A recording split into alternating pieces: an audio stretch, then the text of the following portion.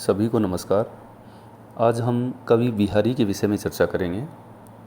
बिहारी कवि रीतिकाल के प्रमुख कवियों में माने जाते हैं और रीतिकाल के कवियों को सामान्यतः 3 वर्गों में विभाजित किया जा सकता है: रीतिबद्ध कवि, रीतिमुक्त कवि और रीतिसिद्ध कवि। तो बिहारी रीतिसिद्ध कवि माने जाते हैं और बिहारी की रचना बिहारी सतसई है, जो उनकी श्रेष्ठता का आधार है। बिहारी ने किसी लक्षण ग्रंथ इत्यादि की रचना नहीं की थी, किंतु फिर भी उन्होंने नायिका भेद, रस विवेचन, श्रृंगार के संयोग और वियोग पक्ष का चित्रण, अलंकार निरूपण, ध्वनि और वक्रोक्ति जैसे अनेक काव्य सिद्धांतों को अपनी प्रभावशाली शैली में सतसई में उन्होंने समाहित किया था। इसीलिए काव्य जगत में ये प्रसिद्ध है कि जो को रस रीति को समझे चाहे सार, पढ़े बिहारी सतसई कविता को सिंगार। तो इसीलिए उन्हें रीतिसिद्ध कवि कहा जाता है कि लक्षण ग्रंथ तो उन्होंने नहीं लिखे, किंतु रीति की जानकारी का उपयोग अपने काव्य ग्रंथों में उन्होंने किया है। बिहारी ने अपनी मौलिक सूझबूझ, भाषा की कसावट, अर्थ गांभीर्य तथा कल्पना की समाहार शक्ति के सहारे दोये जैसे छोटे छंद में भी जीवन के विविध रंग भरे हैं। इनके दोये क्या हैं? रस के छोटे छोटे छींटे हैं। इसीलिए किसी ने कहा है कि सतसैया के दोहरे जू नाविक के तीर, देखत में छोटे लगें घाव बेंधे सकल शरीर। यानी सतसैया के दोहरे जू नाविक के तीर, देखत में छोटे लगें बेंधे सकल शरीर। तो आगे हम बिहारी की काव्यगत विशेषताओं अथवा बिहारी की जो काव्य कला है उसकी विवेचना करेंगे। तो पहले हम बात करते हैं बिहारी के श्रृंगार वर्णन की। तो बिहारी के काव्य में जो श्रृंगार वर्णन है उसके 2 पक्ष हमें यहाँ मिलते हैं, संयोग पक्ष और वियोग पक्ष। तो बिहारी मूलतः श्रृंगारी कवि ही माने जाते हैं। श्रृंगार वर्णन करना ही उनकी मुख्य चिंता हमें दिखाई देती है। उन्होंने श्रृंगार के दोनों पक्ष, संयोग और वियोग पक्ष का स्वाभाविक चित्रण किया है। बिहारी के काव्य में संयोग के प्रति जितनी ललक दिखाई पड़ती है उतनी वियोग श्रृंगार के प्रति नहीं। उनके संयोग श्रृंगार का मूलाधार शारीरिक आकर्षण है, अतः उनको संयोग वर्णन मासल और जीवन की उछल कूद से भरे हुए हैं। बिहारी ने संयोग वर्णन में काम क्रीड़ा, नायक नायिकाओं के पारस्परिक मिलन, हास्य विनोद, कटाक्ष आदि विविध बाह्य व्यापारों के सजीव चित्रण से लेकर उच्च कोटि के प्रेम के आदर्श रूप तक के चित्र हमें उनकी सतसई में सजीवता के साथ हमें दिखाई देते हैं। बिहारी ने प्रेम किया था, सौंदर्य देखा था और इसी कारण वे श्रृंगार की लहरों में खो गए थे। बिहारी ने प्रेम को आदर्श के रूप में भी प्रस्तुत किया है। निम्नलिखित दोहे में हम ये देख सकते हैं, निम्न दोहे में कि गिरीते ऊंचे रसिक मन, बूढ़े जहाँ हजारू, बहे सदा पशु नरन को, प्रेम पयोदी पगारू। उनके संदर्भ में आचार्य रामचंद्र शुक्ल ने भी एक जगह कहा है कि बिहारी की रस व्यंजना का पूर्ण वैभव उनके अनुभवों के विधान में दिखाई पड़ता है। अनुभवों और भावों की ऐसी सुंदर योजना बिहारी के अतिरिक्त अन्य कोई श्रृंगारी कवि नहीं कर सकता था। तो भावों की चेष्टा का ऐसा उदाहरण और कहीं द्रष्टव्य नहीं है।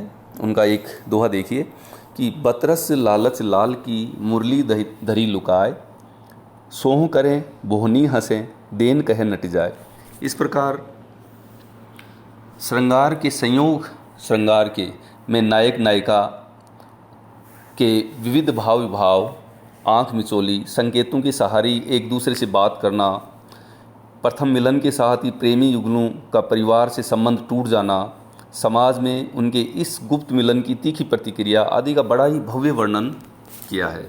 जैसे नायक और नायिका के नेत्रों के संकेतों से एक दूसरे से भी बातें करते हुए दिखाई देते हैं कि कहत नटत रीजत खिजत, मिलत खिलत लजियात, भरे भोन में करत है नैनन ही सुबात। तो इस प्रकार स्पष्ट है कि जो बिहारी का श्रृंगार का जो संयोग पक्ष है वो बहुत ही सशक्त है, लेकिन वो स्थूल और मासल है। इसीलिए आचार्य शुक्ल ने लिखा था कि कविता उनकी श्रृंगारी है पर प्रेम की उच्च भूमि तक नहीं पहुंच पाती। तो आगे जब हम वियोग पक्ष की बात करते हैं तो उनका जो वियोग पक्ष है उतना मार्मिक नहीं है जितना उनका संयोग पक्ष है। उनकी बिहारी सतसई में वियोग की सभी दशाओं का वर्णन मिलता है, परंतु उनमें अनुभूति की सत्यता की गहराई देखने को नहीं मिलती। कहीं कहीं तो उनका वियोग वर्णन स्वाभाविक तथा संवेदनशील बन पड़ता है। जैसे वो एक दोहे में लिखते हैं कि कागद पर लिखत न बनत, कागद पर लिखत न बनत, कहत संदेश लजात, कही है सब तेरो हियो मेरे हिये की बात। परंतु बिहारी का विरह वर्णन सतही अधिक है। किसी नायिका को चंद्र शीतल लगे अथवा न लगे ये बात तो कुछ समझ में आती है, पर औंधा ही सीसी बीच में ही सूख जाए ये बात अनुमान से परे हो जाती है। इस प्रकार जो वियोग पक्ष है वो मार्मिक बनने के साथ साथ भी वो थोड़ा स्थूल हमें यहाँ दिखाई देता है। तो बिहारी का जो संयोग वर्णन है जैसा सफल हुआ है, वियोग वर्णन वैसा नहीं है। एक तो ये उतना विस्तृत नहीं है, दूसरा स्वाभाविकता इसमें हमें नहीं दिखाई देती, और उक्तियों के चमत्कार और अतिशयोक्ति की यहाँ भरमार हमें दिखाई देती है। अब दूसरी बात हम करते हैं बिहारी के काव्य में नीति वर्णन, कि जिस प्रकार बिहारी को श्रृंगारी होते हुए भी भक्ति से जोड़ दिया गया है, उसी प्रकार उन्हें नीति के दोहे लिखने के कारण नीतिज्ञ भी माना जाता है। बिहारी ने अपने नीति वर्णन में मानव स्वभाव, लोक जीवन, नीच पुरुष का स्वभाव, बड़े का बड़प्पन, गुणग्राह्यता, गुणी और दुर्गुणी का अंतर, संगति और कुसंगति का अंतर तथा बड़े और छोटे व्यक्तियों के कार्यों का उल्लेख भी वे अनेक जगह अपने दोहों के माध्यम से करते हैं। एक जगह वो दोहे में लिखते हैं, बड़े न हुजे गुणन बिन बिरद बड़ाई पाए, कहत दतूरे सो कनक गहनों गड्ढों ने जाए। तो इस प्रकार बिहारी के नीतिपरक दोहे भी उनकी सतसई में हमें देखने को मिलते हैं। एक जगह वो और कहते हैं कि जप माला छापा तिलक सरे न एको काम, मन काचे नाचे वृथा साचे राचे राम।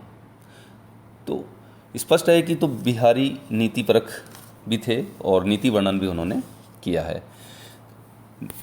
नेक्स्ट हम आगे बात करते हैं बिहारी के काव्य में भक्ति वर्णन। तो बिहारी को भक्त हृदय नहीं मिला था ऐसा कहना गलत है। यही नहीं, उनमें भक्त कवियों की सी उदारता, कातरता, दैन्य और भावमयता भी दिखाई नहीं देती है। माना कि उन्होंने सतसई में रामकृष्ण और अनेक वर्णन किए हैं, किंतु उनकी दृष्टि राधा और श्री कृष्ण के जो नायिका जो भाव विभाव हैं उन्हीं पर ज़्यादा हमें देखने को मिलती है। एक जगह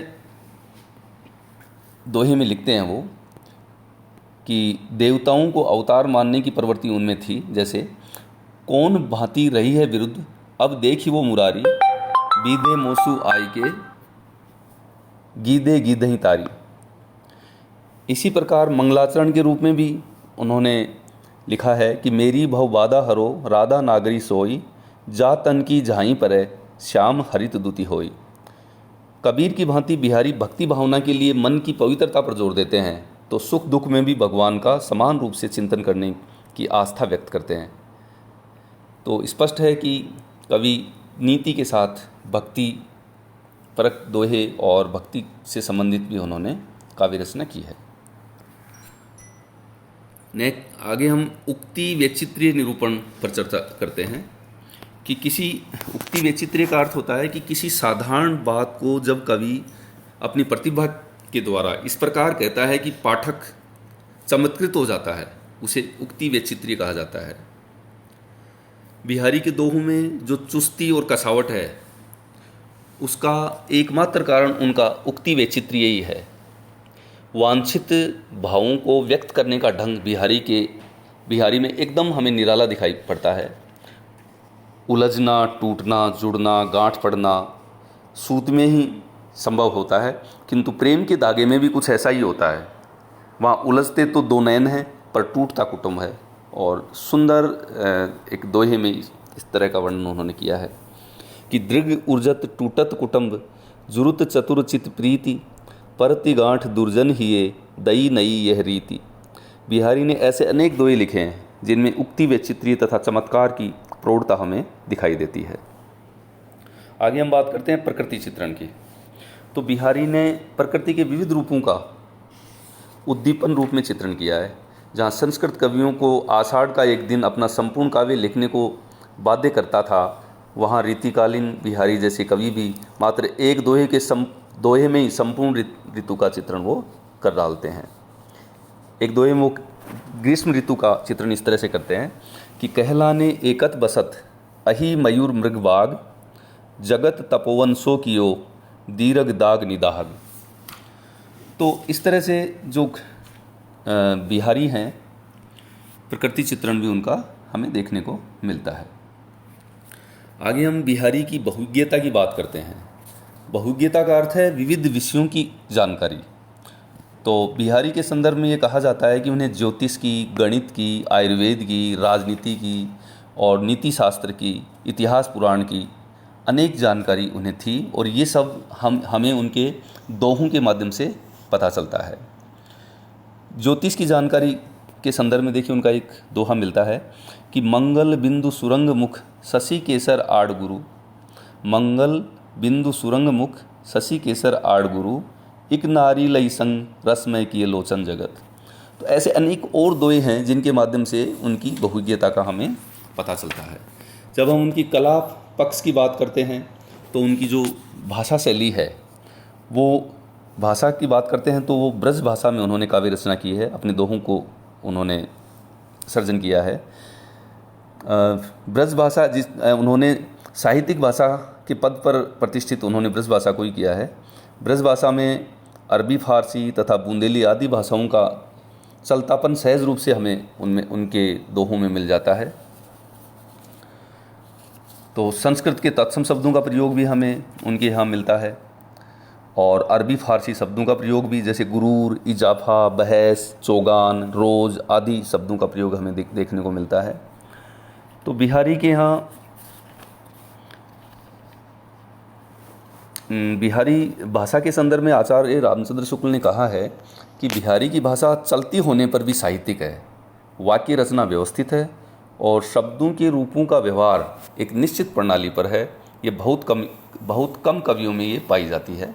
तो आचार्य रामचंद्र शुक्ल ने भी उनकी भाषा के संदर्भ में ऐसे प्रशंसा की है। तो अलंकार योजना की जब हम बात करें तो बिहारी ने अलंकार योजना में विशेष कौशल का प्रदर्शन किया है। उन्होंने भावों के अनुकूल ही अलंकारों का प्रयोग किया है, चाहे वो यमक हो, उत्प्रेक्षा हो और अतिशयोक्ति अलंकार हो या दूसरे अलंकार हो। उन्होंने हमें विविध अलंकारों के रूप में उनकी बिहारी सतसई हमें देखने को मिलती है। बिंब विधान की बात करें, छंद विधान की बात करें तो छंद में उन्होंने दोए जैसे छंद में बिहारी सतसई की रचना की है। और बिंब विधान की बात करें तो अनेक बिंबों की योजना हमें बिहारी सतसई में मिलती है। बिहारी ने कुछ लक्षित बिंबों में एक ही रेखा खींचकर नारी के संपूर्ण सौंदर्य को बड़े ही कौशल से उभारने का प्रयास किया है। बिहारी ने आँखों से संबंधित ही अनेक भावात्मक बिंबों की योजना की है। तो अंत में हम कह सकते हैं कि बिहारी ने मुक्तक शैली का प्रयोग किया है और काव्य का उनका जो भाव पक्ष एवं कला पक्ष की दृष्टि से बेजोड़ है। बिहारी के काव्य में श्रृंगार की झलकती हुई मादकता है, भक्ति की पुकार है, शांति का साम्राज्य और प्रकृति के रंगीन पुष्प हमें खिलते हुए यहाँ दिखाई देते हैं। दूसरी ओर भाषा की समाज शक्ति और अलंकारों के समुचित प्रयोग, काव्य गुणों, रीतियों, शब्द शक्तियों एवं छंद विधान ने इनके काव्य के कला पक्ष को और उत्कृष्टता प्रदान कर दी है। धन्यवाद।